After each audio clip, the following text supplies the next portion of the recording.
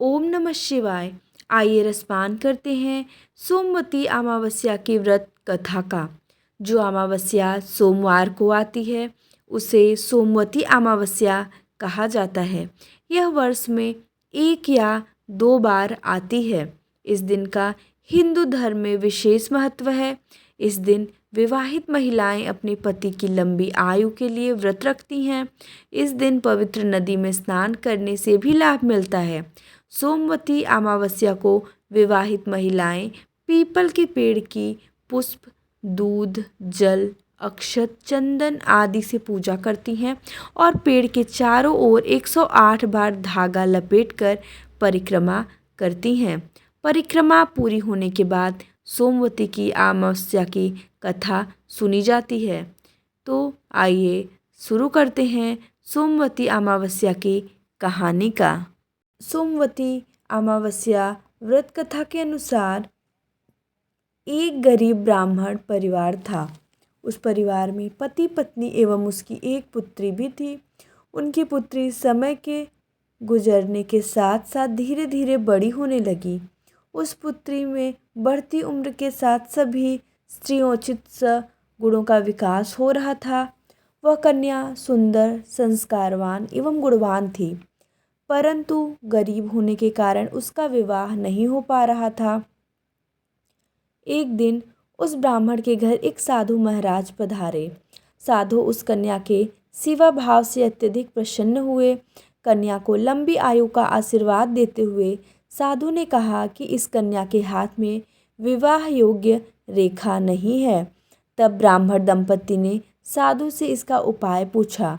कन्या ऐसा क्या करे कि उसके हाथ में विवाह योग बन जाए। साधु महाराज ने कुछ देर विचार करने के पश्चात अपनी अंतर्दृष्टि में ध्यान करके बताया कि कुछ ही दूरी पर एक गांव में सोना नाम की एक धोबिन महिला अपने बेटे और बहू के साथ रहती है, जो बहुत ही आचार विचार एवं संस्कार संपन्न तथा पति परायण है।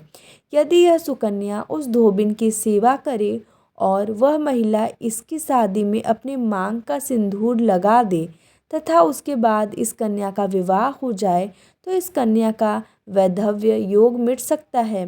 साधु ने यह भी बताया कि वह महिला कहीं बाहर आती जाती नहीं है।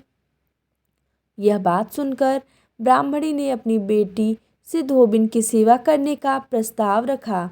अगले दिन से ही कन्या प्रातः काल में उठकर सोना धोबिन के घर जाकर साफ सफाई एवं अन्य सारे काम करके अपने घर वापस आने लगी। एक दिन सोना धोबिन अपनी बहू से पूछती है कि तुम तो सुबह ही उठकर सारे काम कर लेती हो और पता भी नहीं चलता। बहू ने कहा, माँ जी, मैंने तो सोचा कि आप ही सुबह उठकर सारे काम खुद ही खत्म कर लेती हैं। मैं तो देर से उठती हूँ। यह सब जानकर दोनों सास बहू घर की निगरानी करने लगी कि कौन है जो सुबह ही घर का सारा काम करके चला जाता है। कई दिनों के बाद धोबिन ने देखा कि एक कन्या मुंह ढके अंधेरे में घर में आती है और सारे काम करने के बाद चली जाती है। जब वह जाने लगी तो सोना धोबिन उसके पैरों पर गिर पड़ी। पूछने लगी कि आप कौन हैं और इस तरह छुपकर मेरे घर की चाकरी क्यों करती हैं। तब कन्या ने साधु द्वारा कही गई सारी बात बताई।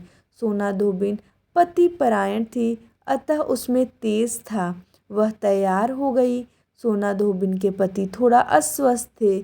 उसने अपनी बहू से अपने लौट आने तक घर पर ही रहने को कहा। सोना धोबिन ने जैसे ही अपने मांग का सिंदूर उस कन्या की मांग में लगाया, सोना धोबिन का पति मर गया। उसे इस बात का पता चल गया। वह घर से निराजल ही चली थी।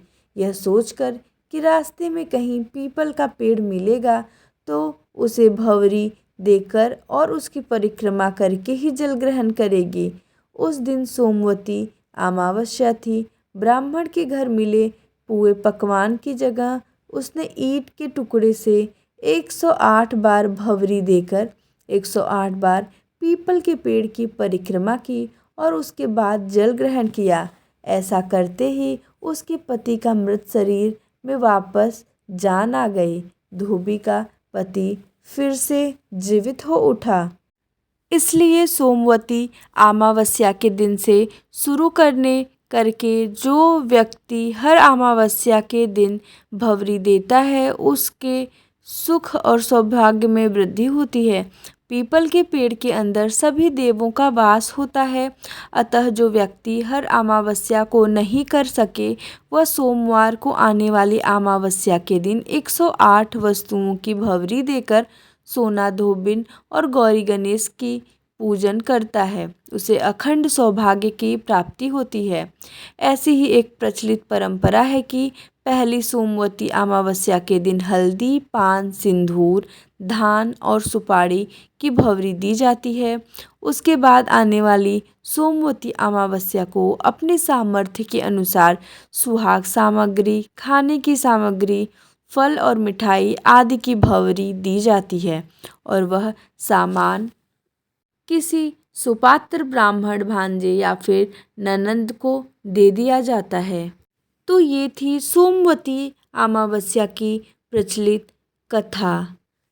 ओम नमः शिवाय।